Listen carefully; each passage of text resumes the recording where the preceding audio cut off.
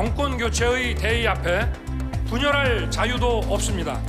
경선에 끝까지 함께하신 세 분의 꿈과 비전 제가 받들겠습니다.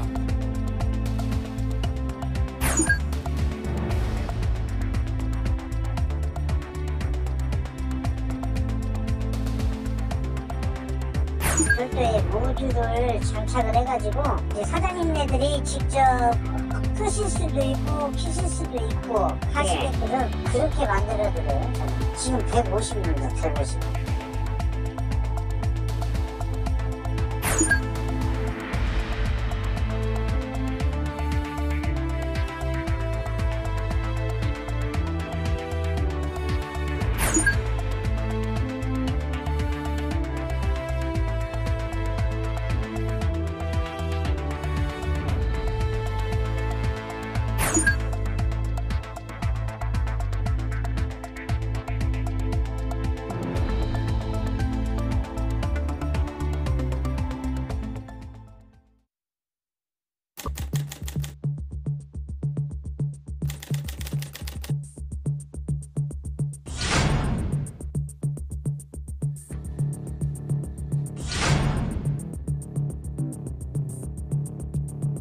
저는 사람에 충성하지 않기 때문에 제가 오늘도 이런 말씀을 드리는 겁니다.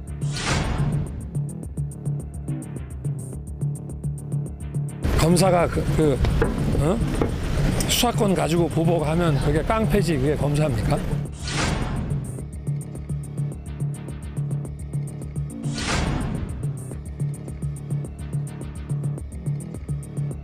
살아있는 권력에 대해서도 똑같은 자세가 돼야 한다고 생각하기 때문입니다.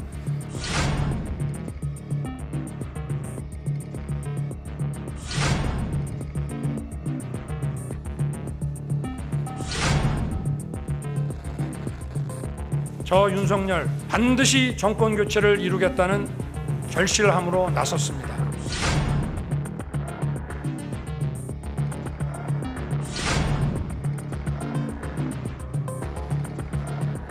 모든 걸 다 쏟아붓고 내년 3월 9일 0시에 어떠한 결과에 대해서도 후회 없을 만큼 뛰겠습니다.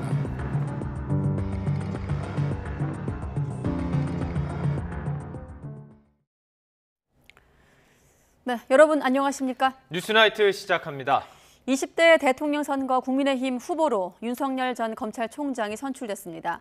정치 신인으로 정치 입문 4개월 만에 제1야당 최종 대선 후보가 된 윤석열 후보. 윤 후보는 문재인 정권이 뼈 아파할 것이라면서 정권 교체 사명감을 느낀다고 강조했습니다. 다른 주자들도 힘을 합치겠다며 결과에 승복했습니다. 네, 정치부 리포트로 관련 소식 전해드리고 나이트 포커스에서는 정치 평론으로 이어가도록 하겠습니다. 먼저 보장원 기자가 보도합니다. 최종 종합득표율 47.9%, 국민의힘 윤석열 후보가 6.4%포인트 차이로 홍준표 의원을 따돌리며 대선 후보 자리를 차지했습니다. 국민의힘 제20대 대통령 후보자로 최고 득표를 기록한 윤석열 후보가 선출되었음을 선포합니다. 정치 참여를 선언한 지 4개월 만에 대선 후보로 우뚝 선 겁니다.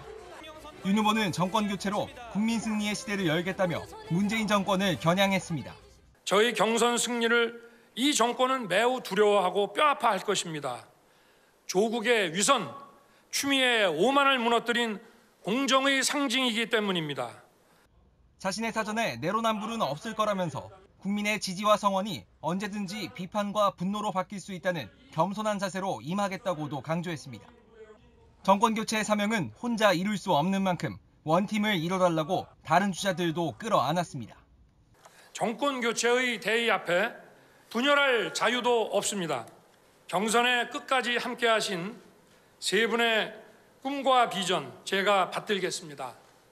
여론조사에선 앞섰지만 당원 투표에서 크게 진 홍준표 의원은 국민적 관심을 끌어주는 것이 자신의 역할이었다며 결과를 받아들였고 경선 결과에 깨끗하게 승복합니다. 다른 주자들도 힘을 합치겠다고 화답했습니다. 오늘부터 국민의힘 당원의 본분으로 돌아가서 대선 승리를 위해서 백의종군하겠습니다. 저 원희룡 역시 여러분과 함께 최선의 역할을 다하기 위해서 모든 것을 바치겠습니다. 행사장 앞에는 지지자들이 모여 각기 다른 색깔의 풍선을 들고 응원전을 펼쳤습니다. 경선 과정에선 한때 충돌했던 지지자들도 최종 선출을 앞두고는 후보 모두를 연호하며 훈훈한 분위기를 연출했습니다. 국민의힘은 민주당 이재명 후보를 상대할 주자로 윤석열 후보를 선택했습니다. 제1야당 대선 후보로서 수락연설에 담은 메시지를 어떻게 구현해 정권 교체의 교두보를 만들어갈지 관심이 집중되고 있습니다. YTN 부장원입니다. 네, 윤 전 총장이 이렇게 국민의힘 대선 후보 자리에 올라서기까지 당원들의 압도적인 지지가 주효했습니다. 윤 후보 스스로도 입당을 잘한 일로 꼽기도 했습니다. 하지만 홍준표 후보로 향했던 젊은 층을 끌어안아 외연을 확장해야 하는 과제가 남았습니다. 또 자신을 둘러싼 각종 의혹과 부인이나 장모의 재판 등이 앞길에 놓여 있습니다. 황혜경 기자가 보도합니다. 투표한 당원 가운데 3분의 2에 달하는 21만여 표를 차지한 윤석열 후보. 여론조사에서는 홍준표 의원이 10% 넘게 앞섰지만 당심에서 압도한 게 결정적이었습니다. 본경선을 앞두고 2배가량 급증한 신규 당원의 표심이 어디로 향할지 가늠하기 어렵다는 분석이 있었지만 결국 전현직 의원 수십 명이 합류한 윤석열 캠프의 조직력이 입증된 셈입니다. 조속한 입당을 결정해서 입당한 것이 제가 참 지금 생각해도 그게 아주 잘한 결정이 아니었나. 역시 정치라고 하는 것은 당에 들어가서 당을 통해서 하는 것이고. 하지만 투표 결과가 보여준 당심과 민심의 괴리는 앞으로의 과제를 분명히 보여줬다는 평가가 나옵니다. 당장 홍 의원으로 향했던 2030 젊은 층과 여성표를 끌어안아야 하고 중도층까지 외연 확장이 가능할지도 미지수입니다. 각종 의혹을 넘어서야 하는 난관도 남아 있습니다. 고발사주 의혹과 배우자 김건희 씨의 도이치모터스 주가 조작 의혹이 눈앞에 놓여 있고 장모의 요양급여 부정수급 관련 재판도 진행 중입니다. 이런 점을 의식한 듯 윤 후보는 현 정권이 자신을 주저앉히려 하고 있다면서 저 하나 무너뜨리면 정권이 자동 연장된다고 생각하고 오래전부터 탈탈 털었습니다. 바로 이재명 후보를 겨냥했습니다. 이번 대선은 상식의 윤석열과 비상식의 이재명과의 싸움입니다. 합리주의자와 포퓰리스트의 싸움입니다. 명확한 대결 구도를 앞세운 윤 후보. 당장 선거대책위원회를 어떻게 꾸리고 이끌어갈지 시선이 쏠립니다. YTN 황혜경입니다. 네, 민주당은 국기문란 당사자가 후보가 됐다면서 총공세를 예고하고 있습니다. 그러나 이재명 후보는 국민 삶의 변화를 위한 생산적 경쟁을 하자며 축하를 건넸습니다. 이재명 후보는 특히 국민의힘 후보 선출에 맞춰 국민의힘 텃밭격인 대구를 방문해 취약한 TK 지지 기반 확대를 시도하기도 했습니다. 권민석 기자의 보도입니다. 더불어민주당 이재명 후보가 대선 행보 시작 후 처음으로 대구를 방문했습니다. 국민의힘의 정치적 본산을 찾아가 윤석열 후보 선출에 따른 컨벤션 효과에 제동을 걸려는 의도로 풀이됩니다. 경북대 학생들을 만난 자리에서 무한 경쟁에 놓인 청년 현실 타개를 위해 기회의 폭을 넓히겠다고 호소했습니다.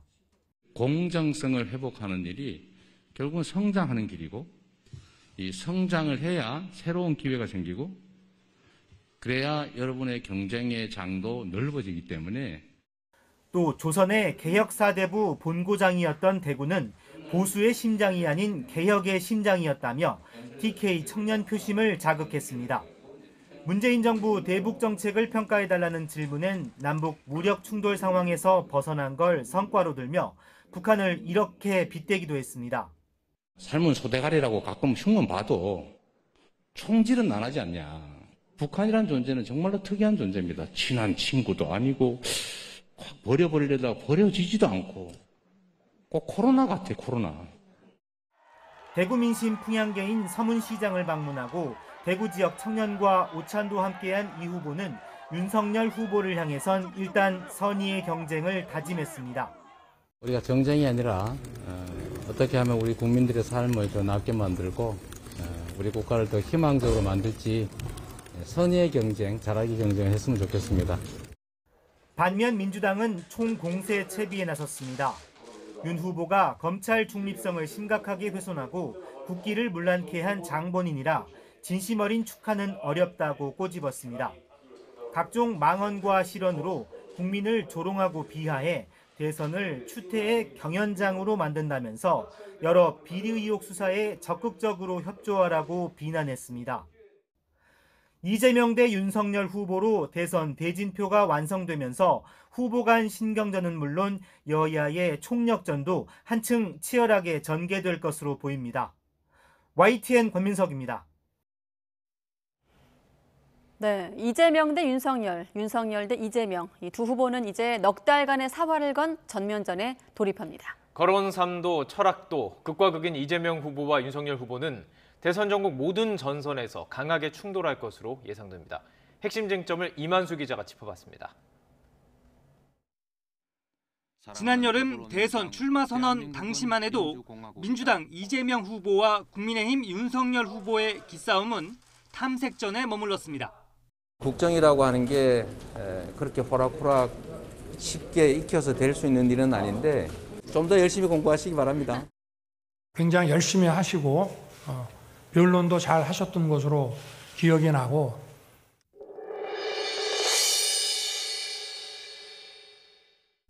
예열을 마치고 대선 본선이라는 진짜 링에 오른 두 후보. 무엇보다 각각 최대 약점으로 꼽히는 대장동 개발 특혜 의혹과 고발 사주 의혹을 놓고 양보 없는 난타전을 벌일 것으로 보입니다. 알고도 방치했다든지 한다면 본인이 청산돼야 될 적폐 세력 자체다. 확인된 배임 범죄입니다. 거기에 공동 주범이 이재명 성남시장.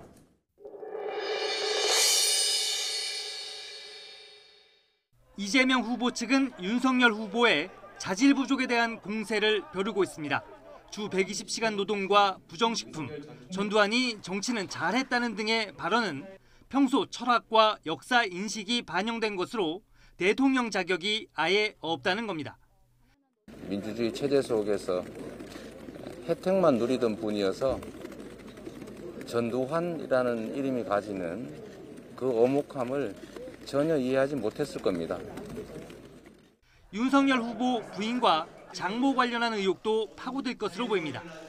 반면 윤석열 후보 측은 이번 대선 최대 이슈로 떠오른 대장동 의혹을 집중적으로 공격하면서 형수 욕설 논란을 포함한 이재명 후보의 도덕성을 문제 삼을 게 분명합니다. 이와 동시에 정권 심판론을 전면에 내세운다는 방침입니다. 비상식과 불공정, 불의와 위선의 상징인 문재명 세력과 선명하게 투쟁하겠습니다.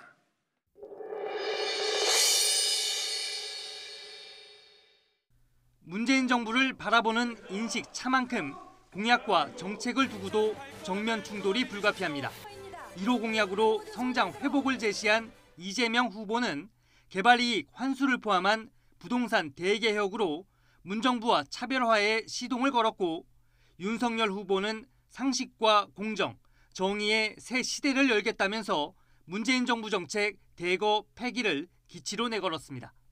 4기 민주정부를 반드시 출범시키겠다는 이재명 후보. 문재인 정부 검찰총장에서 지금은 정권 교체를 전면에 내세운 윤석열 후보. 이제 단 한 명만 살아남는 진검승부에 막이 올랐습니다. YTN 이만수입니다.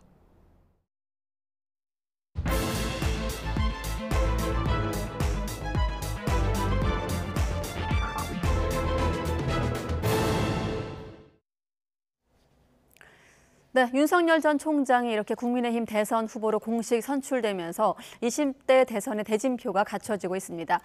이재명 후보와 윤석열 후보 등 다자구도로 본선 레이스가 시작된 가운데 앞으로 선거전 더 뜨겁게 달아오를 것으로 전망되고 있습니다. 나이트 포커스 오늘은 유용화 한국외대 초빙 교수, 또 박정하 전 청와대 대변인 두 분 나오셨습니다. 안녕하십니까? 네, 안녕하세요.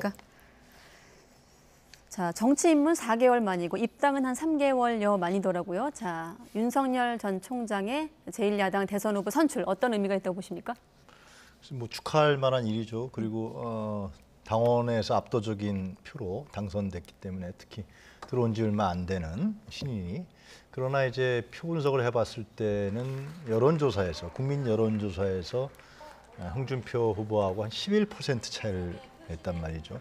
이것은 윤석열 후보의 상당한 앞으로 행보에 있어서 결정적인 약점으로 작용하지 않을까 싶습니다. 그러니까 국민의 지지를 제대로 받지 못하는 후보가 당원들의 결집에 의해서 조직적 결집이겠죠.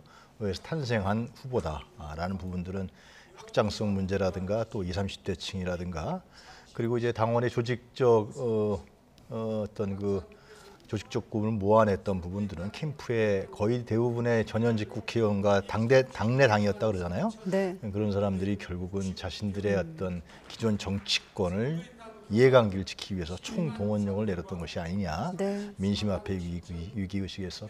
그래서 대중 여론조사에서 하여튼 11% 차로 졌다라는 것은 향후 행보에 있어서 커다란 약점으로 작용하지 않을까 그런 생각이 듭니다. 네, 참고로 화면 하단에 오늘 경선 결과 좀 구체적인 내용을 준비해서 내보내고 있으니까요. 두 분의 평론과 함께 좀 참고하시면 이해에 도움이 될 것 같습니다. 자, 교수님께서는 지금 여론조사에서 이제 윤석열 후보가 좀 밀린 점을 언급하셨는데 어떻게 좀 보셨습니까? 일단은 뭐 본인도 지금 얘기를 했지만은 현재 문재인 정부의 뭐 내로남불 그다음에 조국 추미애 뭐 등등의 단어가 나왔습니다만은 문재인 정부로부터의 어떤 핍박 저항의 상징이 오늘 윤석열 후보를 검찰총장에서 정치권으로 불러냈고 그다음에 오늘 제1야당의 후보로까지 온 힘이 아니었나. 그리고 결과적으로 좀 보다시피 당원들의 압도적인 지지를 통해서 된 게 좀 전에 제가 말씀드린 그런 성격 때문에 되지 않았나 싶은 생각이 듭니다. 네. 재밌게도 일단은 이렇게 돼서 여야 후보 모두 기존의 관념을 깨고 영선 출신의 이제 후보들이 나온 셈이고요. 윤석열 후보 개인적으로 보면은 조기 논란은 많이 있었습니다만은 조기 입당이 결과적으로 오늘 제1야당 후보가 되는데 오히려 큰 힘이 되지 않았나 싶은 생각이고 네. 현장에서 느꼈던 점 보면 여러 가지 이제 실화가 계속되어 왔는데 특히 지난번에 있었던 뭐 전두환 관련 발언, 개사관 이런 것들이 막판에 오히려 당원들한테 위기감을 주면서 기존의 윤석열 후보를 지지하고자 했던 당원들 사이에 오히려 결집 효과를 주었던 것 아닌가라는 측면도 좀 보여줘요. 그러니까 지난주까지 그냥 바닥을 좀 쳤다가 오히려 한 일주일여 3일에 윤석열 후보가 조금 반등하는 모습들이 그런 영향 아니었나 개인적으로는 그렇게도 좀 보여지는 점도 있었습니다. 오히려 실언 논란이 전화 위기가 돼서 위기감으로 좀 예, 그런 게 좀 보였던 결집했다? 것 같아요. 그러니까 말씀드린 것처럼 지금 그 국민의힘 당원들 사이에서는 정권 교체 열망이 어느 때부터 굉장히 높은 상황이었고 그다음에 네. 본선에서 그러면 어떤 후보가 가장 경쟁력이 있느냐라는 생각을 하면서 기존에 본인들이 이제 마음을 먹었던 후보가 중간에 이제 여러 경선 과정에서 토론회도 여러 번 있었습니다만 사실은 후보 간 변별력을 크게 두각시키지 못한 그런 상황이었거든요. 네. 그러다 보니까 기존에 본인이 지지했던 후보로 다시 회귀하는 그런 현상들을 좀 현장에서 좀 느꼈어요. 네, 그렇군요. 반대로 또 홍준표 후보 같은 경우는 내가 26년이나 당을 지키고 재건하고 어려울 때 있었는데 이런 좀 서운함을 표시하기도 했습니다. 이번 결과에 승복하는 것과는 별도로 바꿔 말해서 지금 대변인님 말씀대로 정권 교체에 대한 어떤 당심을 좀 얻고 승리했다고 볼 수도 있을까요? 홍준표 후보 같은 경우가 48점 여론조사에서 네. 거의 과반에 육박하는 그 여론조사 득표율을 얻지 않았습니까? 예. 그것은 이제 증명된 것이죠. 48.21%였죠. 네, 예. 홍준표 후보가 상당히 젊은 미래를 지향하는 20대, 30대층의 마음을 얻었고 특히 중도 확장성이 큰 후보라는 것인데요. 그런데도 불구하고 홍준표 후보가 하여튼 뭐 당원 거기서 2배 더블 스코어로 지면서 결국은 윤석열 후보가 당선이 된 것인데 저는 이런 부분들은 합리적으로 잘 이해가 안 갑니다. 그러니까 정권 교체라는 것이 과거를 향한 정권 교체인지 아니면은 미래를 향한 정권 교체인지 결국은 이제 문재인 정부를 약탈 정권이라고 규정까지 했는데요. 오늘 수락연설에서 네. 그것은 결국은 반문, 안티문, 반문에 대한 어떤 만을 위한 정권 교체라고 보이기 때문에 이제 당원들 구성을 보면 약 65% 이상이 50대, 60대의 중장년층이죠. 이분들이 상당히 결집해서 개혁에 대한 어떤 피해의식 이런 것 때문에 많이 결집을 하신 것 같은데 네. 그러나 홍준표 후보처럼 합리적으로 이런 확장성이 있는 후보를 떨어뜨리고 당심에서 2부에 스코어를 내면서 윤석열 후보를 당선시켰다라는 것은 저는 대선이라는 의미에 있어서의 미래지향적인 대선, 확장성을 갖고 있는 대선이라는 의미에서는 잘 합리적으로 저는 상식적으로 잘 이해가 가지 않는 네. 어떻게 보면은 민심에 거스리는 그런 뭐 요즘에 언론 기사도 최근에 좀 나온 얼마 전이 아니라 최근에 네. 몇 시간 전부터 그런 얘기가 나오는 것 같은데요. 민심에 거스리는 이번에 어떤 집단적 멘탈렌트들이 작용한 것이 아니냐. 저는 그렇게 조심스럽게 진단합니다. 네. 요 조금 다른 측면을 말씀드리면 그 6월 전당대회 이후에 한 27만 명의 신규 당원들이 입당을 했고 네. 2차 컷오프 이후에도 한 19만 명 정도가 이제 늘어났거든요. 그리고 이번에 이제 지역별 투표율을 보면은 수도권에서 압도적으로 굉장히 또 높은 현상을 보였어요. 그래서 저는 오늘 결과가 나오기 전에 네. 어쩌면 의외의 결과가 나올 수도 있다라는 생각을 했었는데 결국에는 보니까 이제 책임 당원들이라는 거는 기존에 있던 당원이 당심을 많이 반영하는 거라 최근에 있었던 뭐 수도권에서의 부동산 문제, 그다음에 앞서 말씀드린 것처럼 문재인 정부의 그동안의 이제 실정에 대한 실망감들이 오히려 결집했던 것 아닌가 싶은 생각이 들고요. 그래서 네. 당심과 이제 민심과의 괴리감은 조금 과거와는 좀 다른 양상을 보였다. 또 하나는 홍준표 후보가 굉장히 선전을 했습니다. 결과적으로 선전을 했는데 과거에 돌아가서 오래된 당원들이냐 우리 책임 당원들 사이에는 과거 대선 때 그리고 지방선거 때 이제 당이 굉장히 바닥을 칠 때의 홍준표 후보의 역할에 대해서 아직 그때 당시의 실망감을 홍준표 후보가 이렇게 씻어내지를 못했던 것 아닌가. 그래서 오히려 당원들이 윤석열 후보 쪽으로 좀 더 많이 몰려간 영향이 있지 않았나 이렇게 조금 분석을 좀 첨언해 드릴 수 있는 부분이 있습니다. 네, 사실 뭐 경선 이전에도 여론조사를 분석할 때도 비슷한 얘기를 했습니다만 이번 국민의힘에 대해서 당심과 좀 민심이 괴리하다 보니 지금까지 두 분과 좀 당심에 대한 분석을 했다면 민심은 어떻습니까? 바꿔 말하면 윤석열 후보에게 좀 과제로 외연 확장이라고 해야 될까요? 좀 과제로 다가올 것들인데요. 그렇죠. 앞으로 이제 어떤 행보를 보일 건가 상당히 궁금한데요. 지금까지 오늘 수락 연설에서 또 이제 뒷부분의 정책적인 부분들을 좀 얘기했습니다만 예. 가장 중요한 테마가 이제 안티 문재인 그리고 정권 교체. 그러니까 문재인 정권이 상당히 문제가 심각했기 때문에 정권 교체를 해야 된다. 그리고 문재인 정권이 약탈 정권이다. 이렇게 얘기했단 말이죠. 근데 약탈이라는 정권은 우리가 들었을 때도 참 섬뜩한데 대선이라는 부분들은 우리나라의 대선이라는 것은 직선제 개헌 투쟁을 통해서 민주화 투쟁 속에서 만들어졌고 국민 대중이 결국은 가장 고품격의 투표 행위를 통해서 정치를 만들어내는 선거인데 거기서 이런 언어를 쓴다는 자체가 처음에 출마할 때도 약탈 정권이라고 했던 게 기억나는데 오늘도 수락 연설에서 뭐 3가지 약탈이라고 하는 얘기를 하는데 이런 부분들의 이런 언어를 쓰는 자체가 과연 지금 앵커께서 지적하신 대로 중도 확장성이라든가 아니면 외연 확대라든가 특히 젊은 층들 20대, 30대 층들이 문재인 정권을 약탈 정권이라고 하는데 누가 선뜻 동의하기가 제가 보기에는 만약에 문재인 정권이 예를 들면 삶에 대한 문제, 20, 30대의 삶에 대한 문제를 이제 제기했다 그러면 네. 윤석열 후보가 설득력이 있겠지만 약탈이다. 그러다 보니까 좀 선뜻한 것 같고요. 뭔가 적극 동의하기가 쉽지 않은 그리고 문재인 지금 대통령이 지지율이 하여튼간에 40% 내외에서 왔다 갔다 하지 않습니까? 그런 점들을 봤을 때는 좀 근거도 좀 희박한 것 같고요.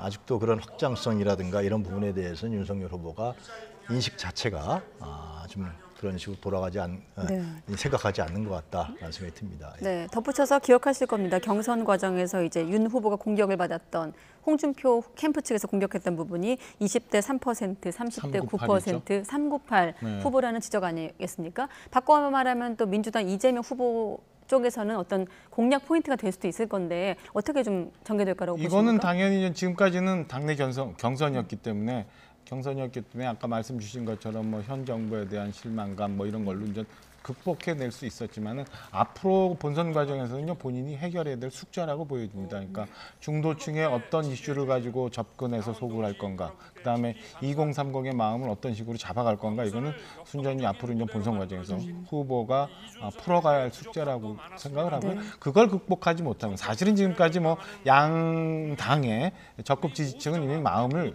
굳혔기 때문에 결과적으로는 이 중도층의 마음을 이재명 후보도 그렇고 윤석열 후보도 누가 더 가까이 갈 수 있느냐가 본선의 최종 결과를 낼 수 있는 부분이라서 저는 뭐 이거는 본인이 갖고 있는 숙제라고 보고, 그다음에 특히나 이제 국민의힘 같은 경우는 이제 이준석 대표라는 자산, 그리고 오늘 뭐 최종 후보가 되지는 않았습니다만 나머지 세 분의 후보들이 각각 어떤 역할을 해주느냐에 따라서 윤석열 후보가 이제 부족한 부분들을 보완낼 수 있는 그런 부분이라고 보여집니다. 네, 그럼 바로 예. 이번 대선의 특징이 하나 나온 것 같아요. 오늘 경선 결과로서 20대층, 특히 2대남, 30대층 이들이 갈 곳이 없어져 버리는 현상이 나타나지 않을까 싶습니다. 그러니까 20대와 30대 초반층들이 이제 부동층으로 그러니까 쉽게 지금 윤석열 후보한테 옮겨가지 못할 겁니다.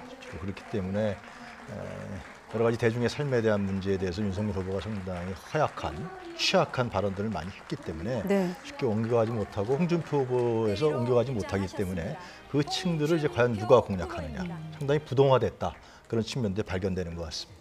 그렇다 보니 그런 취약한 부분을 말씀하신 대로 홍준표 후보가 어떻게 좀 도와줄 것인가, 지원해 줄 것인가도 관건인데 사실 일단 결과에 승복한다고 다른 경제 후보들이 같이 입장을 밝혔는데 홍준표 후보가 몇 시간 전에 SNS에 올렸던 앞서 나갔던 그 입장 다시 한번 보여주시죠.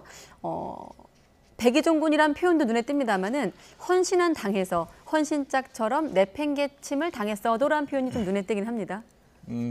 지금 저희가 앞서 본 것처럼 당원 표심에서 굉장히 많이 밀렸던 거에 대해서 아쉬운 부분, 섭섭한 부분이 좀 나온 것 같아요. 그리고 백의종군이라는 단어도 사실은 오전에 본인이 썼던 백의종군, 뭐 올렸다가 삭제했던 당시의 백의종군 의미와 지금 오후에 올린 백의종군의 의미가 좀 사뭇 다르게 다가와서 과연 뭐 선대위의 직책을 맡는 건가 아닌 건가 뭐 이런 논란도 지금 있습니다만 저는 뭐 섭섭함의 표현인데 이게 민주당의 뭐 지금 경선 이후에 약간 그 원팀 과정에서 있는 불협화음 같은 거하고는 좀 성격이 좀 다른 걸로 보여져요. 그래서 뭐 앙금은 남아 있지만 저는 뭐 홍준표 후보가 이렇게 민주당의 뭐 서른 선대위원장이나 이낙연 후보가 보여주는 것처럼 깊은 잔금은 없을 거다. 그래서 저는 뭐 조금 시간이 지나면 홍준표 후보도 흔쾌히 본인이 얘기했던 것처럼 당의 승리를 위해서 지금 사실은 야당에서는 뭐 정권 교체가 그 어떤 때보다도 중요한 명제이기 때문에 그 명분을 거스릴 수는 없는 상황일 거다. 그리고 본인도 오랫동안 당에 계셨기 때문에 저는 충분히 하실 역할을 충분히 할 거라고 생각을 합니다. 지금 나온 뭐 글을 썼다가 지우기도 하고 최근에 올린 글도 그렇고 복잡한 심경 뭐 이해는 됩니다, 사실. 그리고 경선 과정에서 뭐 어깨 툭 논란도 있었고요. 오늘도 사실 뭐 좀 의미가 다른 어떤 이런 표현이 있었습니다만은 어떻습니까? 이 사실 경선 과정에서 조금 비방전이 격화하면서 이를테면 뒤끝이 있을 것도 같기도 하거든요. 어떻게 보십니까? 뭐 크게 뒤끝은 없을 것 같아요. 왜냐하면 이제 워낙 조직이 그러니까 국민의힘의 상당수를 차지했던 구정치인들과 정치권에서 기득권화되어 있는 현직 전현직 의원들이 윤석열 캠프에 워낙 대거 몰려갔기 때문에 그들을 홍준표 캠프에 한 3명 의원들밖에 없었다라는 거 아니에요. 그렇기 때문에 뭐 조직적인 반발이라든가 이런 부분들은 없을 것 같은데 문제의 이제 포인트는 이제 예를 들면 선대위를 구성했을 때 홍준표 후보가 어떤 걸 맡겠죠. 직책을 맡아서 자기 자신에게 상당히 지지를 해줬던 20, 30대 층들을 어떻게 전이시켜 주느냐라는 것인데 이런 좀 성격이 좀 다르다고 봐요. 왜냐하면 홍준표 후보를 지지했던 20대 층들을 자세히 살펴보면은 어떤 정책적 측면보다도 홍준표 후보의 개인적인 캐릭터 때문에 좋아하는 사람들이 많습니다. 제가 여러 가지 취재를 해보면은 호감도, 친밀도, 밉상이 아니라는 거죠. 뭘 해도 거짓말도 안 하고 담백하다. 이러한 어떤 프렌들이 하는 부분들이 호감도가 결국은 이제 투표 행위로 이어진 것이기 때문에 이 홍준표만이 갖고 있는 캐릭터란 말이죠. 지금 여야 후보 중에서 이런 캐릭터는 혼자인 것 같아요. 근데 이러한 홍준표가 갖고 있는 캐릭터를 그대로 뭐 예를 들면 모자이크를 떠서 이렇게 공익해놓을 수도 없는 거고요. 윤석열 후보한테. 이거를 쉽게 홍준표 후보가 지지합시다 뭐 해도 이게 쉽게 가지는 않을 것 같다. 그래서 제가 말씀드린 대로 20, 30대 층들이 상당히 부동층화될 가능성이 크다.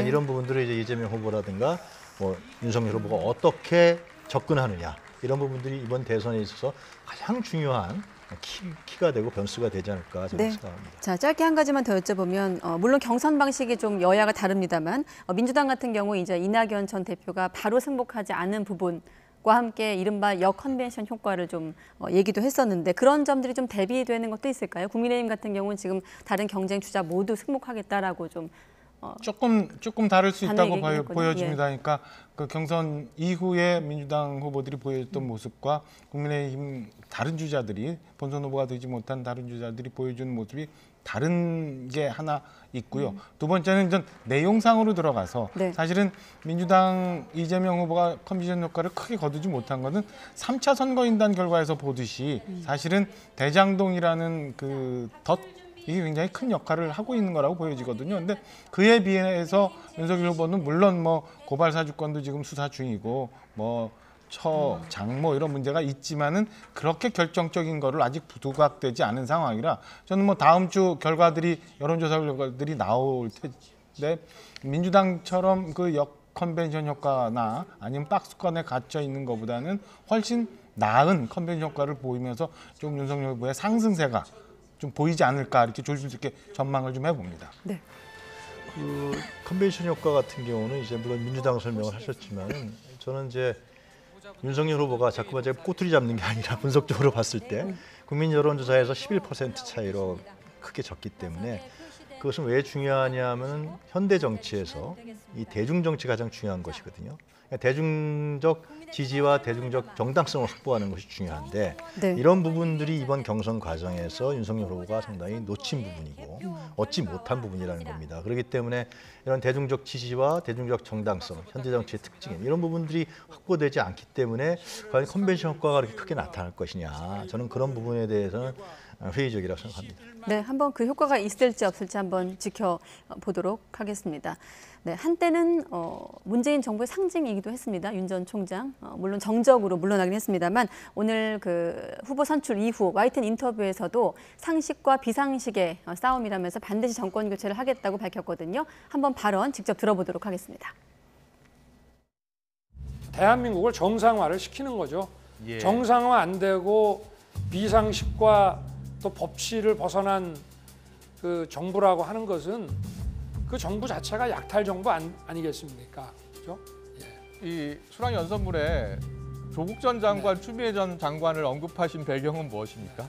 문재인 그 정부의 그 소위 내로남불의 상징 아니겠습니까?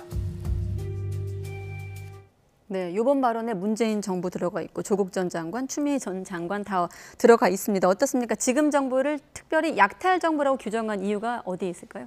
일단은 지금 본인이 경선에서 본선 후보가 된 가장 큰 기반이 되고 큰 힘이 지금 그 윤석열 후보가 거명했던 여러 가지 그런 점들이거든요. 그래서 네. 다시 한번 강조를 하면서 일단은 그 본인이 갖고 있는 정책적 비전이나 아니면 국가의 미래 비전을 제시하기 전에 어쨌든 지금 현재 가장 큰 그 본인의 지지 기반일 수 있는 그런 점들을 강조했던 거 아닌가 이렇게 해석을 합니다. 그래서 교수님도 아까 말씀 주셨지만은 정치 처음 입문했을 당시에 썼던 약탈 정부, 부패 카르텔, 조국, 추미애 뭐 이런 얘기들이 오늘 또 다시 감사 인사에서 나왔던 것 같고 인터뷰에서도 그런 점들을 많이 강조했던 걸로 보여집니다. 네. 지금 추 전 장관 같은 경우도 이재명 후보 캠프에서 역할을 맡고 있는데 윤 전 총장으로 확정이 됐기 때문에 앞으로 추 전 장관의 역할도 좀 예상해 볼 수 있을까요? 추미애 전 장관은 민주당 대선 과정에서 네. 실제로 윤석열 리스크 효과로 인해서 자기 자신의 장관 시절의 정당성을 민주당 지지자들도 상당히 얻지 않았습니까? 네. 근데 오늘 또 이제 지금 말씀하셨듯이 지금 윤석열 후보가 당선 YTN 인터뷰에서 법치 상식 그리고 추미애 전 장관 조국을 얘기했단 말이죠. 예. 근데 저는 그것이 역대 대선의 어떤 유권자들의 선택 선호도라든가 분포를 보면은 미래지향적인 미래 비전을 중시하는 후보를 뽑고 그 미래 비전이 과연 시대 흐름과 시대 정신에 맞는 것인지 그리고 그 인물의 자질과 능력에 맞는 것인지 이걸 보고 다 선택했단 말이죠. 네. 각 역대 대선 다 공통점으로 나타나는 현상입니다. 그런데 이제 윤석열 후보는 자꾸 과거를 얘기하고 있단 말이죠. 그러니까 어떻게 보면은 이 중도층 시각에서 봤을 때는 이게 반대만을 위한 반대만 하는 거 아니냐. 지금 이 자리에서 자기가 얼마나 기쁜 자리 아니에요. 그리고 이제 미래를 얘기해야 되는 자리 아니에요. 국민을 위해서 나는 뭘 하겠다. 나는 국가와 사회의 한국 사회의 미래 비전이 무엇이다. 이런 얘기를 해야 되는 자리인데 약탈 정권이다, 추미애다, 조국이다, 그리고 뭐 법치 상식만 얘기한단 말이죠. 이런 부분들이 과연 제가 봤을 때는 정말 대중적 정당성을 확보한 그런 후보인지 네. 말씀드리고 싶고요. 그러나 이제 또 하나 이제 상식을 얘기했는데 사실상 상식이라는 거는 이런 일실수를 통해서 자기 자신이 상당히 상식적이지 못하다는 것이 증명되지 않았습니까? 지금 그런 문제가 있고 법치도 사실상 법치라는 것이 우리가 통설적으로 이해하기에는 국민의 안정된 삶이거든요. 예측 가능한 삶을 보장하기 위해서 법치가 필요한 겁니다. 그러나 혹시나 윤석열 후보가 검찰총장 시절에 조국 수사했던 것처럼 뭐 70명의 수사관을 동원했던 것처럼 자기 자신의 법적 권력을 정당화하고 그것을 유리하게 위해서 법을 사용한 것이 아니냐. 통치적 룰로만 그런 측면에서 봤을 때 과연 법치라는 부분에 대한 개념을 좀 더 어떤 국민의 삶의 입장에서 좀 이해하는 그런 네. 필요성이 있지 않을까 생각합니다.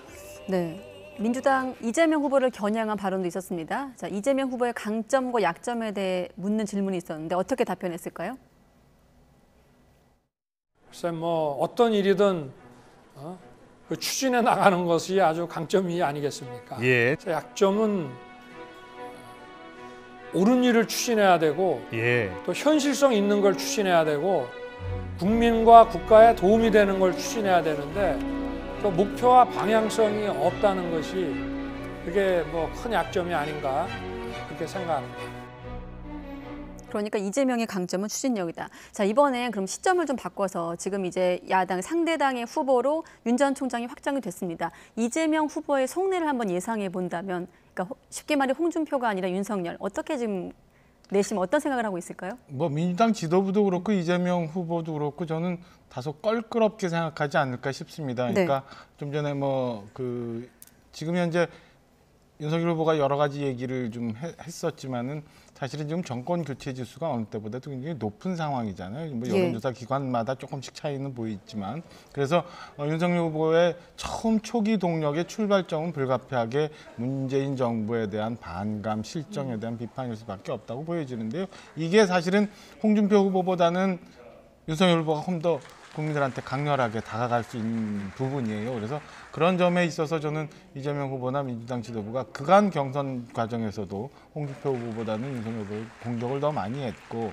오늘 결과가 나온 상황에서도 다소 오히려 더 좀 껄끄럽고 불편하게 느끼지 않을까라는 생각입니다. 그래서 이재명 후보가 오늘 덕담은 했습니다만 네. 민주당 지도부는 그에 대해서 좀 뒤에 뭔가 잔상이 남는 얘기를 붙인 걸 보면 네. 그런 점들이 반영된 거 아닌가라는 생각이 듭니다. 네, 지금 속내에 대해서 여쭤봤는데 그럼 이재명 후보가 축하 메시지를 내놓은 발언 듣고 나서 또 교수님 얘기 듣도록 하겠습니다.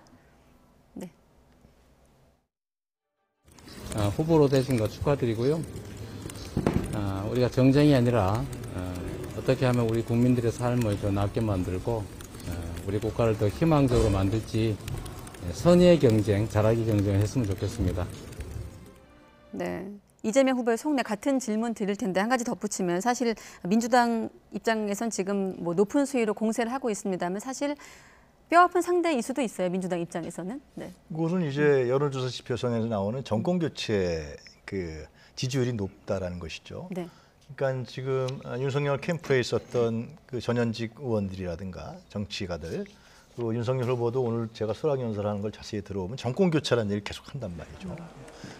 그것이 결국은 이재명 후보를 이길 수 있다라고 보는 것이죠. 그러한 정치적 환경적 요인에 의해서 민주당도 전 문제에 대해서는 정권 교체 지지율이 높은 부분에 대해서는 경각심을 갖고 어떻게 그러면은 이 문제를 이번 대선 구도를 과거 정권과 문재인 정부하고 야당 간의 결전이 아니라 이재명이라는 인물과 그리고 윤석열이라는 인물, 이 인물 대결로 가져가느냐라는 부분들이 중요한 포인트가 될 거라고 보여져요. 네. 그런 측면에서 봤을 때는 이제 아까 강점 그런 말씀하셨지만은 윤석열 후보는 이제 국가 권력기관에서 국가 사무를 오랫동안 봤기 때문에 그런 부분들이 강점이 될 수가 있겠죠. 그러니까 국가의 어떤 기득권이라든가 국가로서 과양할 수 있는 자원에 대한 어떤 이해라든가 능력도 많이 갖고 있을 거예요.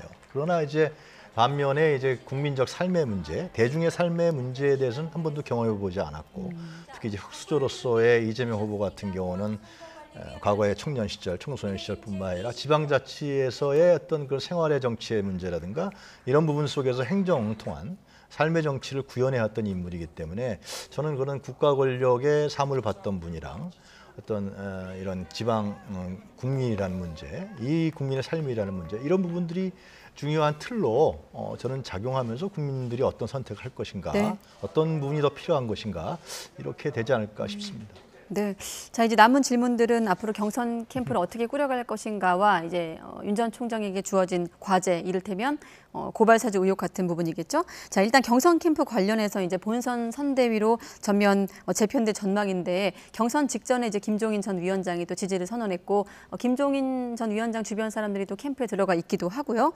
자, 그런데 이런 의문들이 있습니다. 김종인 전 위원장이 이제 개입을 하기 시작하면 파리대로 좀 비유를 한 적도 있기 때문에 캠프의 어떤 인사들이 좀 재정비되는 것 아니냐 이런 질문들이 있거든요. 어떻게 보십니까? 내부적으로 보면 지금 그 본선 경선이 끝나고 나서 안에서는 많이 이제 조력을 했던 참모들이 많은데 일단 캠프 해체를 하는 걸로 기정사실화 받아들이고 있는 듯한 느낌이에요. 예. 뭐 그래서 저는 김종인 위원장이 15일 날 전 본인의 출판 기념회를 하고 이때 이제 윤석열 후보도 같이 이제 참석을 하는 걸로 알려지고 있는데 그때를 기점으로 해서 이제 김종인 위원장의 본격적인 역할도 생기고 선대위의 구체적인 그림도 나오리라고 보여집니다. 그래서 기존에 있었던 멤버드급 선대위나 참모 조직 말고 좀 더 좀 슬림화하면서 실용적으로 뭔가 선거 준비를 하는 조직을 꾸리지 않을까 이렇게 일단 현재까지 보면은 조심스럽게 전망해 볼 수 있는 대목입니다.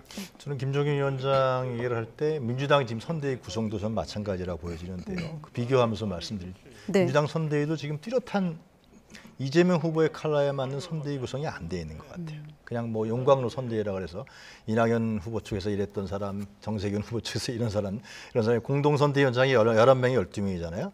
다 뭐 자리에만 앉혀놓은 형태이기 때문에 어떤 이재명 정부를 얘기하는 이재명 다음의 부분들이 선대위 구성이 안 돼 있는데요. 김종인 위원장도 마찬가지로 다시 복귀해서 선대위원장을 맡게 된다 그러면은 노회환. 그러니까 뭐 상당히 정치 공학이라든가 정치적 능력은 있는지 모르지만 정권 교체에 맞는 새로운 인물인가에 대해서는 회의적이라는 겁니다. 그러니까 정권 교체라는 것은 새로움을 만들어내야 되는 거 아니에요? 새로움에 맞는 그런 인물인가? 차라리 배경적 인물이라든가 뒤에서 자문이라든가 이런 형태로 하는 것이 오히려 정권 교체라는 부분에 맞는 것이지 과연 뭐 정치적 기술이 뛰어나다, 노련하다 이런 부분으로서 선대위원장이 하는 부분들이 윤석열 후보가 그렇게 강조하는 정권 교체라는 의미에 맞는 것이냐 이런 부분들은 좀 생각해볼 여지가 있는 것 같습니다. 네, 자 이번에 이제 여야 모두 이렇게 대선 후보가 확정이 되면서 자 그러면 사실 이례적으로 여야 어떤 유력 주자들을 둘러싼 의혹들이 있는 선거 아니겠습니까? 대장동 의혹도 고발 사주 이렇게 했는데 오늘 이제 윤 전 총장이 확정이 됐기 때문에 민주당 같은 경우는 국기문란의 장본인이다 이렇게 공세를 하고 있습니다.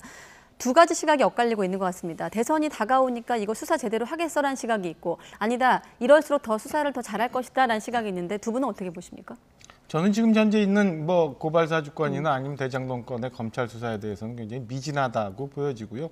이게 검찰 수사가 어떻게 진행되느냐에 따라서 사실은 뭐 두 건 다 특검으로 갈 수도 있는 상황이라고 보여져요. 네.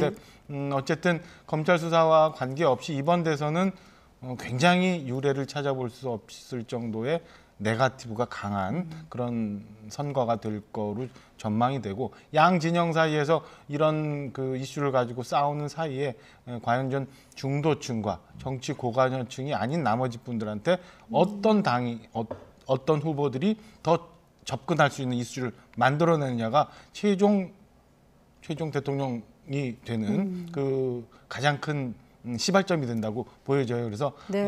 그 검증이라는 상황 속에서 굉장히 네거티브 전략 속에 과연 어떤 후보가 좀 더 미래 비전을 얘기하면서 국민들한테 소구할 건가 이게 제일 큰 관전 포인트 아닌가 이렇게 판단을 합니다. 사실 뭐 국감 등을 통해서 워낙 치열한 대리전을 받기 때문에 이제 후보가 확정된 이후는 더 거세질 것 같거든요. 어떻게 보십니까? 일단 공수처 수사와 검찰 수사는 구별할 필요가 있을 것 같아요. 공수처 수사는 지금 이제 윤석열 후보 개인에 대한 문제에 대한 수사가 지금 검찰 권력 사유화라든가 이 문제로 집중되고 있는 걸로 보여지고요. 대장동 같은 경우는 지금 이제 야권에서 얘기하는 이재명 후보의 연관성 뭐 유동규라든가 그 연관성에 대해서 실질적으로 했던 부분에 대해서 검찰 수사가 미진하다는 것이고요.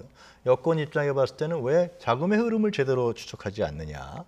예를 들면 저축은행 관련에 있어서의 거기에 윤석열 후보가 당시에 검찰의 주요 중수일가자인가요 하면서 그 부실 수사를 했다라는 문제.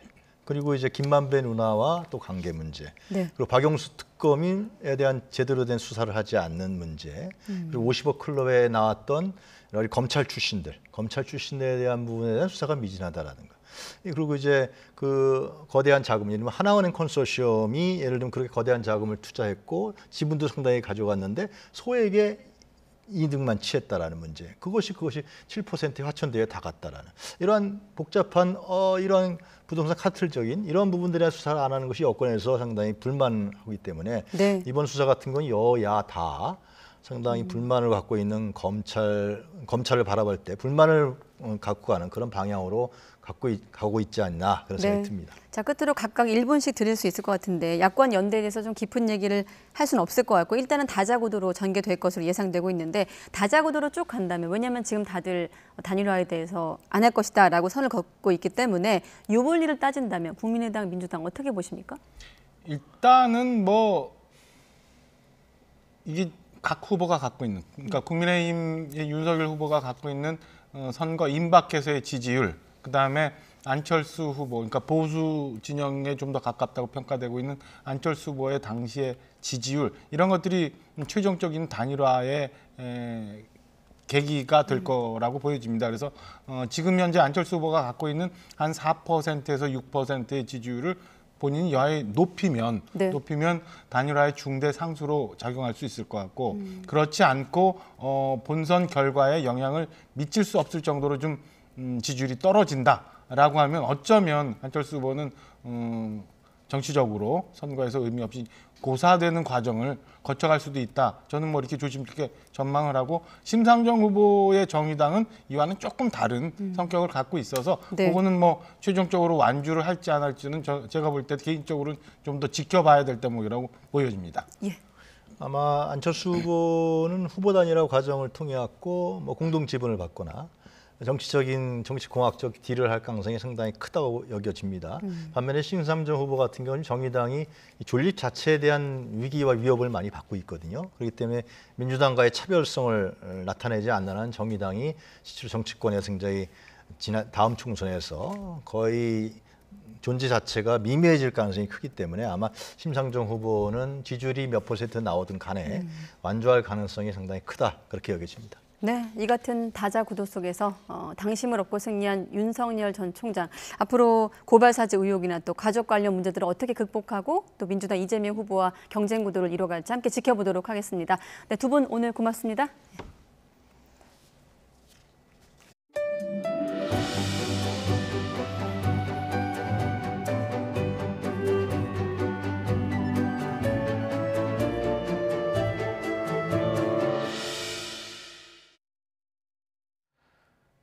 철거 문제를 두고 재개발 조합과 갈등을 빚어온 서울 성북구 사랑제일교회에 대한 5차 명도 집행이 무산됐습니다. 서울 북부지법 집행 인력 수백 명은 오늘 오후 2시쯤부터 교회 시설에 대한 강제 집행에 나섰습니다. 집행 인력은 굴착기를 이용해 진입로를 정비한 뒤 내부 진입을 시도했고 이 과정에서 교회 안에 있던 신도 수백 명이 거세게 저항하면서 충돌이 빚어졌습니다. 5시간 가까이 대치가 이어지면서 5명이 다쳐 병원으로 옮겨지거나 치료를 받았고 철거를 방해한 신도 1명이 인근 지구대로 연행되기도 했습니다. 최근 요소수 품귀 현상으로 가격이 천정부지로 치솟다 보니 요소수 없이도 운행을 할 수 있게끔 암암리에 저감 장치를 불법 개조하려는 움직임도 일고 있습니다. 이준엽 기자가 취재했습니다. 화물차 기사들이 회원으로 가입된 온라인 카페. 정관 수수를 원한다는 글이 잇따라 올라옵니다. 요소수 없이도 화물차를 운행할 수 있도록 하는 불법 개조를 일컫는 은어입니다. 별도 부품을 달거나 전자제어 장치 소프트웨어를 조작하는 방식입니다. 별도의 모듈을 장착을 해가지고 이제 사장님네들이 직접 끄실 수도 있고 키실 수도 있고 하시게끔 그렇게 만들어드려요, 저는. 실제 불법 개조를 해달라고 하니 예약이 밀려 며칠 뒤에나 작업할 수 있다고 말합니다. 지금 150입니다, 150. 그럼 월요일날 들으면 화요일부터 저희들이 이제 연락 드리고. 불법 개조를 하면 요소수가 부족해도 시동을 걸 수 있고 출력을 유지할 수 있습니다. 질소, 산화물, 일산화탄소 등 대기 오염 물질은 여과 없이 배출됩니다. 오염을 해준 사람들은 영업을 못하게 됐고 불법을 저지른 사람들은 이익을 보고. 적발되면 1년 이하 징역이나 1,000만 원 이하 벌금형을 받습니다. 하지만 최근 천정부지로 치솟은 요소수 가격 때문에 유혹을 느끼는 기사들이 늘고 있습니다. 내가 했던 우리도 했을 수도 있어. 왜 그러냐면 요소수 관련해서 부품들이 우리나라의 부품이 아니고 다른 나라 부품이다 보니까 비싸 엄청. 사정이 이런데도 환경부는 아직 단속 계획이 없다는 입장입니다. 이쪽에서 이제 단속하고 가지는 않고요. 눈에 보이는 그런 장치를 제거를 하는 게 아니고 무형의 데이터를 변경을 하다 보니까 단속을 하기에는 정말. 하지만 현장에선 정부가 단속 의지만 있다면 얼마든지 확인 가능하다고 반박합니다. 이슈를 만지면은 확인이 가능하죠. 어떻게 풀느냐에 따라 또 틀리긴 한데. 요소수 부족 사태가 장기화할 경우 도로에는 불법 개조 차량이 활보하고 규정을 지키는 화물차들만 피해를 보는 건 아닌지 우려의 목소리가 커지고 있습니다. YTN 이준엽입니다. 청와대가 오늘부터 국내 요소수 수급 안정을 위한 자체 태스크포스를 가동합니다. TF팀은 안일환 경제수석을 팀장으로 정책실과 국가안보실 관련 비서관들로 꾸려졌습니다. 청와대는 소, 부, 장 대응체계와 같이 경제 외교가 종합된 대응체계를 구축해서 국내 산업계, 물류업계 등과의 협력체계와 중국 등 요소 생산국과의 외교 협력 등 다양한 채널을 종합적으로 활용하기 위한 것이라고 설명했습니다. 10대 이하 확진자가 크게 늘면서 교육당국이 소아 청소년 방역 패스 도입을 검토하고 있습니다. 정부는 우선 관객 500명 이상의 대형 공연장에만 적용을 하고 확대할지는 앞으로 상황을 보고 논의하기로 했습니다. 이영원 기자입니다. 일상 회복 과정에서 방역이 완화되자 10대 이하 확진자가 늘고 있습니다. 신규 환자 가운데 19살 이하 확진자는 23%가 넘어 4명 중 1명꼴에 달합니다. 학교와 학원 등을 중심으로 집단 감염이 잇따르고 있는 건데 백신 미접종자가 많다 보니 확산세가 걷잡을 수 없이 커지는 겁니다. 문제는 청소년을 매개로 고령 기저질환자 감염이 늘면 피해가 더 커질 수 있다는 점입니다. 소아 청소년의 코로나19의 중증화 가능성이나 사망 위험이 낮다고 볼 수 있지만 가족 내에서 고위험군이나 아니면 연령이 높은 분들에게 전파가 되었을 때 치명적일 수 있기 때문에 전체적인 유행을 통제하는 게 중요합니다. 이런 상황에 교육당국은 노래방이나 PC방 등 일부 고위험 시설에 도입된 방역 패스를 청소년까지 확대하는 방안을 검토하고 있습니다.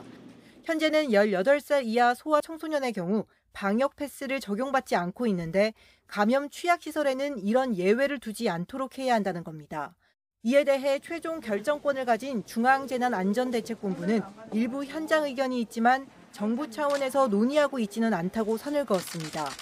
12살에서 17살 접종 완료율이 아직 낮은 데다 접종이 진행 중이라는 점이 고려됐습니다.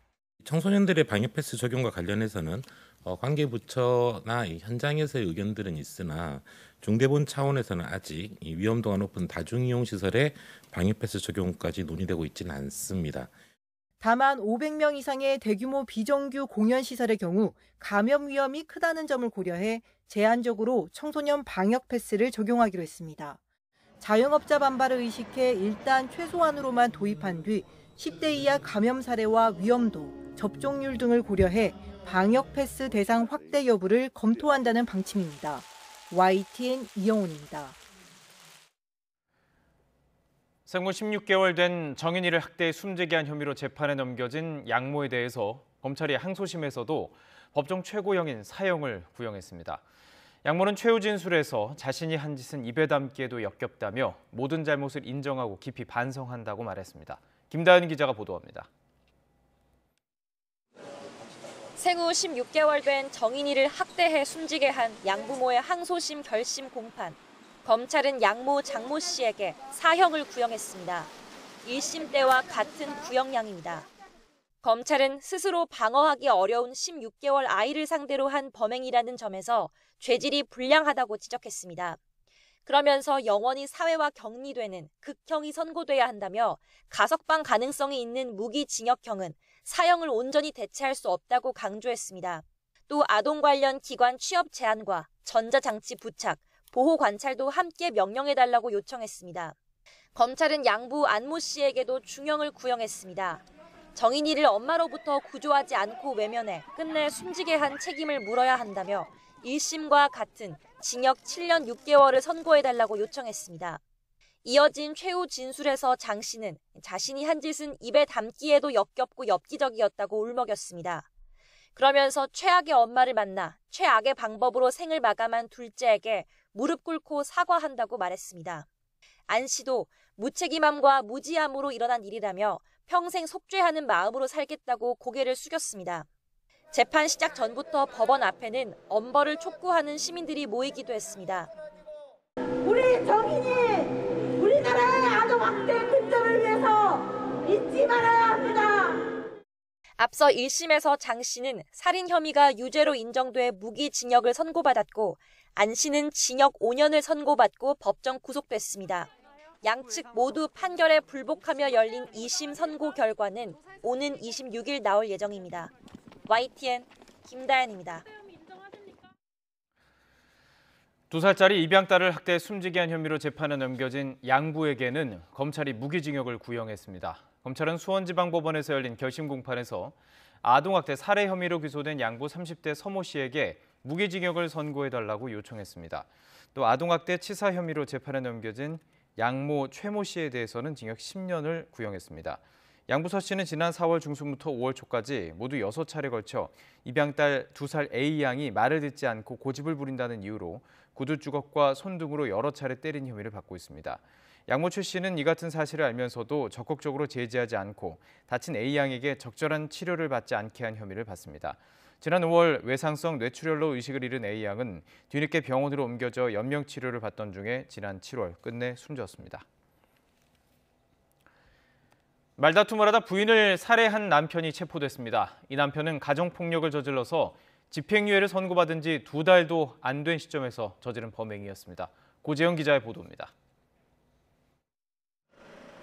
피의자 44살 이모 씨가 아내를 살해한 건 오후 5시쯤. 선원인 이 씨는 입항한 뒤 새벽부터 술을 마시고 집에 왔고 화가 난 아내와 말다툼하다 흉기로 찔러 숨지게 했습니다. 피 이거 뭡니까? 지혈한 지금 맞고 있습니다. 이 씨는 지난 2019년부터 3년간 가정폭력으로 6차례나 경찰에 신고됐습니다. 지난해 말에는 아내와 말다툼하다 둔기로 때리고 죽이겠다고 협박해 접근 금지 명령을 받기도 했습니다. 병원에도 맞아가지고 병원 한번 갔다 왔다 그러더라고요. 이제 그래서 접근 금지라고 내렸다고. 같은 혐의로 재판까지 받아 이 씨는 징역 1년 6개월에 집행유예 2년을 선고받았습니다. 당시 이 씨는 아내가 처벌을 원하지 않는다고 해 실형을 피할 수 있었습니다.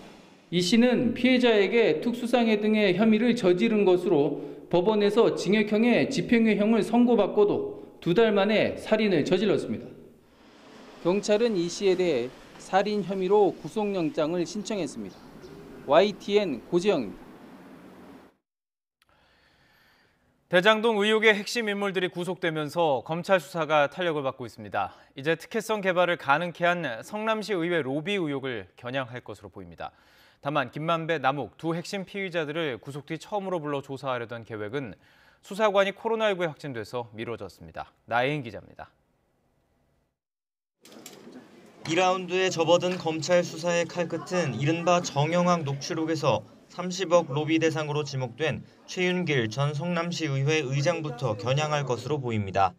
검찰은 삼선 시의원이던 최 전 의장이 성남도시개발공사 설립을 앞두고 유동규 당시 성남시설관리공단 기획본부장을 화천대유 세력에게 소개해줬다고 보고 있습니다. 이들 대장동 핵심 4인방이 공사 설립과 사업 특혜를 공모하면서 로비 역할을 담당했던 김만배 씨가 성남시의회 의원들을 상대로 활발히 움직였다고 구속영장에도 적시했습니다.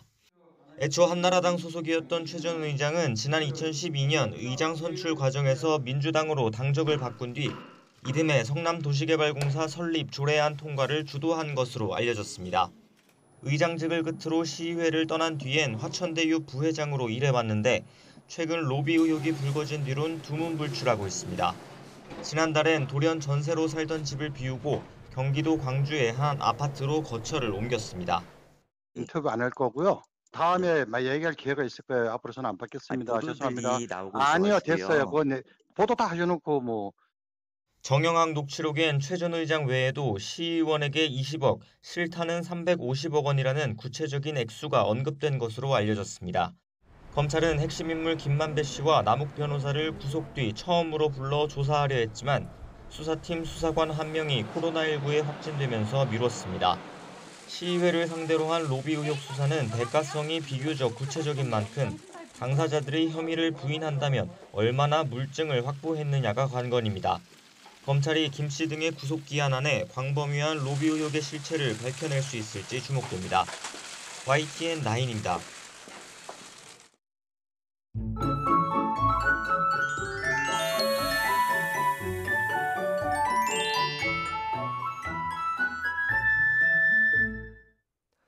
오늘 기온이 크게 오르면서 선선함을 넘어 온화함을 느낄 수 있었습니다.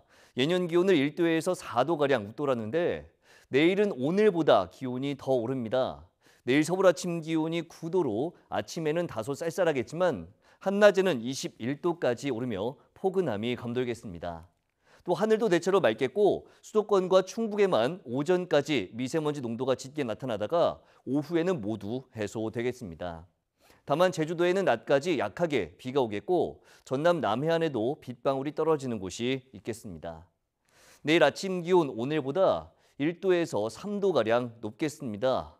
서울 9도, 대전 9도, 광주 10도, 부산 14도로 예상됩니다. 낮 기온도 오늘보다 1도에서 3도가량 높겠습니다. 서울 21도, 대전 21도, 광주 22도, 부산 21도로 예상됩니다.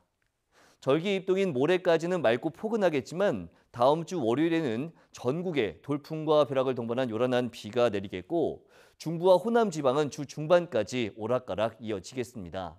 특히 영서 지방에는 첫눈이 내리는 곳도 있겠습니다. 또 월요일 오후부터 기온이 큰 폭으로 떨어지면서 점점 더 추워질 전망입니다. 날씨 정보였습니다. 네, 이상으로 뉴스나이트 마치겠습니다. 네, 함께해 주신 여러분 고맙습니다.